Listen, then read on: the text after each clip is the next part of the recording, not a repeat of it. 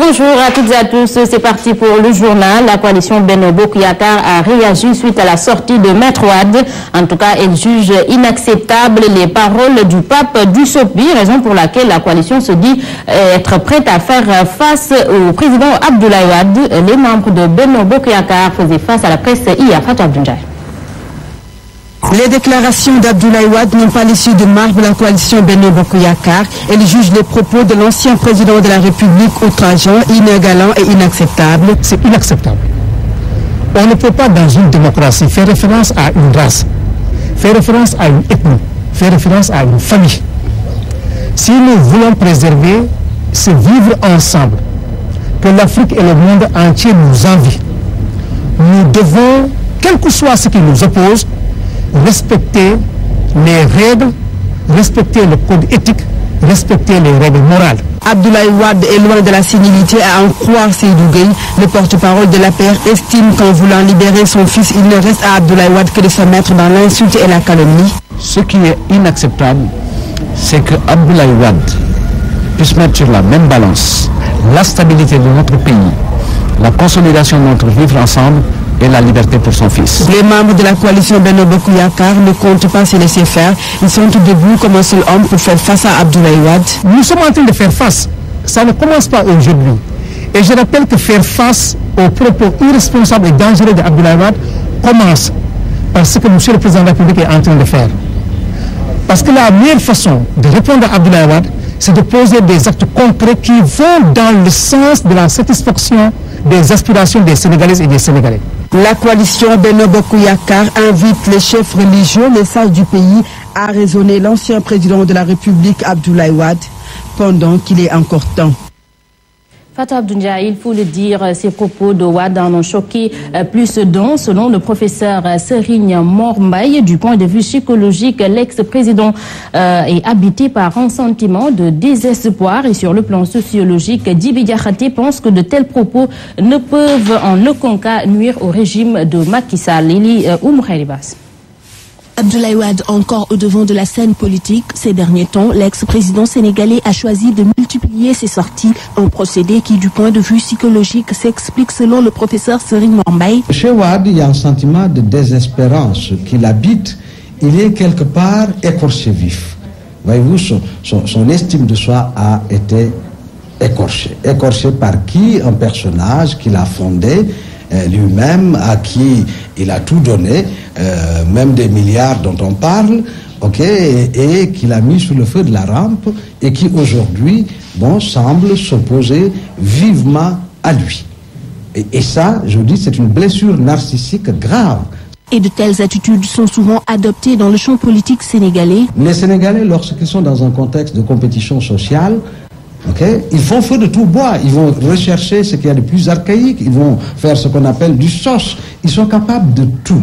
Le sociologue qui déplore de tels propos estime que deux raisons devaient empêcher à Maître Abdoulaye Wade de chercher à faire mal. La première chose, c'est que sous son magistère, beaucoup de personnes ont été convoquées au niveau de certains espaces de la police ou de la justice pour avoir émis des propos jugés attentatoires à la personnalité du chef de l'État. Donc je crois que de ce point de vue-là, lui-même devait se rendre compte qu'il ne devait pas tenir ce type de propos.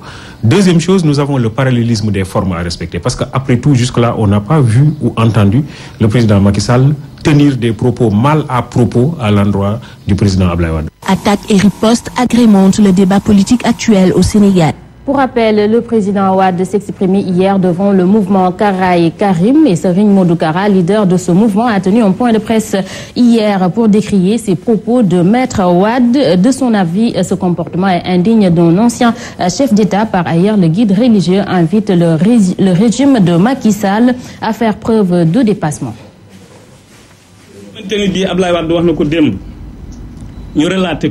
Ce que Abdoulaye Wade a dit hier justifie quelque chose pour moi, car nous devons revoir son âge pour savoir si ses propos sont fondés ou pas. Pour moi, la vieillesse justifie quelque chose et je demande au conseil de Macky Sall à faire preuve de dépassement. Et Macky ne doit pas suivre ce qu'a dit Wade.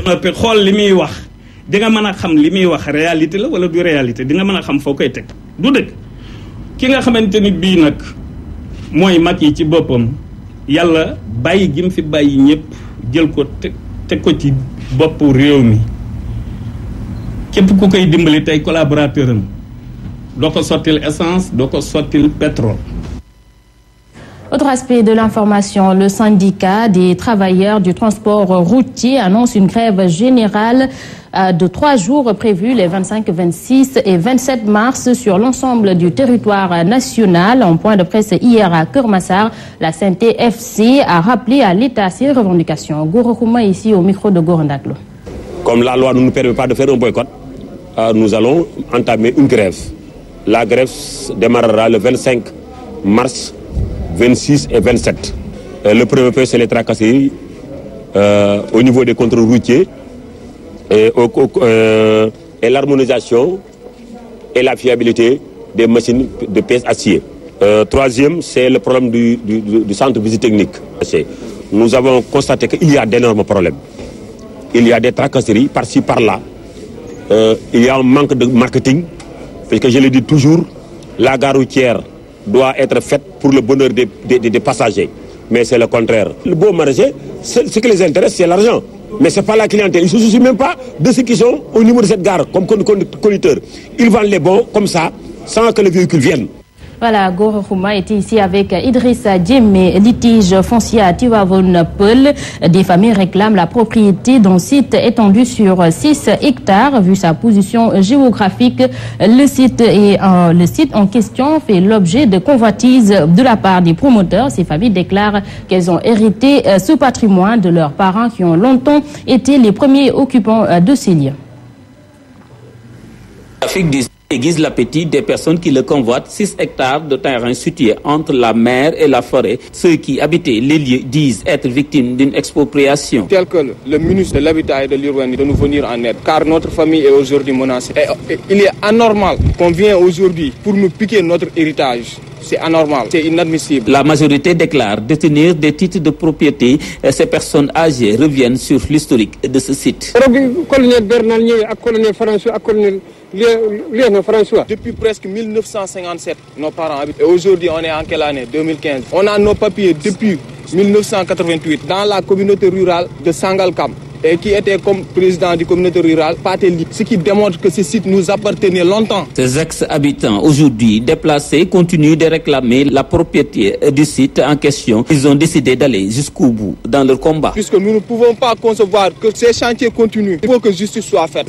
Sinon, on est prêt à sacrifier nos vies ici. C'est notre héritage et ça nous appartient. Tivaouane Peulh et ses environs ne cessent d'enregistrer des litiges fonciers. C'est la nouvelle destination pour les promoteurs, ce qui crée l'inquiétude chez les propriétaires. Chame Tidiane Seck, nous quittons Tivaouane Peulh pour aller à Pikine où les habitants de Fass Koussi à Ben Barak saluent les travaux de lutte contre les inondations. Toutefois, ils ont dans l'expectative et pour cause le canal qui devait traverser le quartier a été dévié de son itinéraire initial, ce qui le déplore et souhaite aussi l'écrêtage du lac Warouaï qui leur pose de réels problèmes. Younoussa Baldé. L'État s'est inscrit dans une dynamique de résoudre les inondations dans la banlieue de Dakar. Des travaux sont en cours dans les communes les plus touchées par le phénomène. Des canalisations de grande envergure et des bassins de rétention sont en train d'être construits. Cependant, il y a quelques inquiétudes chez certaines populations. La canalisation est venue jusqu'à l'entrée du quartier et c'est là qu'elle est déviée vers le lac. Des manquements qui ont fini par exploser la colère des populations de cette partie de Yeumbeul qui voulaient même investir la rue. Il y a beaucoup de mares et de maisons abandonnées dans ce quartier, ce qui est source d'insécurité pour les habitants. On aimerait beaucoup trouver des solutions. Vous voyez toutes ces maisons, on n'ose pas s'aventurer dehors une fois la nuit tombée. Le quartier Fass Koussi à Ben Barak, juste également le lac Warouaï, un lac trop plein qui n'est pas écrêté, ce qui pose aussi un véritable problème pour les habitants. Nos fosses septiques se remplissent à tout moment. Le lac Warouaï est plein, les risques de déverser sont trop pleins d'eau. Il souhaite que ces manquements soient corrigés car la déviation du canal de son itinéraire initial est aujourd'hui source de tout leur maux. Clôture hier du Conseil des ministres décentralisé à Sédhiou. Le président de la République a annoncé 200 milliards dans le cadre d'un programme spécial d'investissement public en 2015 et 2017. La construction de la route de Sédhiou-Marsassoum et le pont de Marsassoum sont aussi annoncés pour le mois d'avril. Macky Sall est ici avec Ibrahima Diallo. Les premières routes qui seront érigées après ce conseil, déjà au courant de cette année, sera la route Sédhiou-Marsassoum avec le pont de Marsassoum. Suivra bien entendu le deuxième volet de la boucle ainsi que l'ensemble des projets arrêtés sur lesquels le Premier ministre reviendra tout à l'heure. C'est une enveloppe pour le programme spécial d'investissement public de 200 milliards de francs qui vont être injectés entre 2015 et 2017. Sur le plan de la santé, le relèvement du plateau technique est bien pris en compte avec des médecins et des sages-femmes qui seront bientôt affectés dans la région de Sédhiou. Et la construction de l'hôpital régional de Sédhiou est prévue en 2016 pour un montant de 9 milliards. Mohamed Boun Abdallah Dione est ici interrogé par Ibrahima Diallo. Qui va passer par la mise à niveau de l'établissement public de santé actuel que nous avons à Sédhiou, mais la santé également qui va passer par le renforcement des capacités en matière de médecins et de sages-femmes sur place. C'est 10 nouveaux médecins qui arrivent en 2015 à Sédhiou. De recrutement de 500 sages-femmes qui a été décidé par le président de la République. 50 sages-femmes seront affectées à Sédhiou cette année. Et 29 sages-femmes itinérantes, en plus des 50, pour couvrir les localités, les collectivités locales de la région. Nous terminons avec cette note sport. Le 12e Gaïndé sonne la mobilisation pour la rencontre Sénégal-Mali. En conférence de presse hier, les supporters ont lancé le concept prêt à bondir plutôt, afin de pousser les Lions à renverser la tendance pour espérer participer à la Coupe d'Afrique des Nations de la discipline qui va se tenir au mois d'août à Tunis. Issa Diop est ici avec notre reporter. Lancer le concept Préparez-vous à bondir, qui consiste à créer une mobilisation autour de l'équipe nationale du Sénégal. Vu le résultat du match aller, donc nous disons qu'il est nécessaire que tout le monde y mette du sien, à commencer par nos autorités étatiques et fédérales, mais surtout que les joueurs se transcendent, qu'ils comprennent, au-delà d'appartenir à une famille, à un club, ils ont tout le Sénégal sur leur dos. Mais surtout, le 12e Gaïndé lance le slogan Préparez-vous à bondir, c'est-à-dire essayer de créer un sursaut d'orgueil pour venir à bout aux aigles du Mali. Pour le jour du match, le Sénégal prenne les points de la victoire. Voilà, donc c'est la fin de ce journal. À vous tous, merci d'avoir suivi. Merci à toute l'équipe technique et l'équipe rédactionnelle qui ont participé à la réalisation. Restez avec les programmes de la Sen TV. 7h30, Mamba Ndiaye et Ahmed Aïdara vous retrouvent pour la revue des titres en Wolof. Et 7h45, c'est le journal. Et tout de suite, suivez votre capsule. Bonne journée. Quant à moi, je vous retrouve à 13h pour le flash d'information. Bon réveil matinal.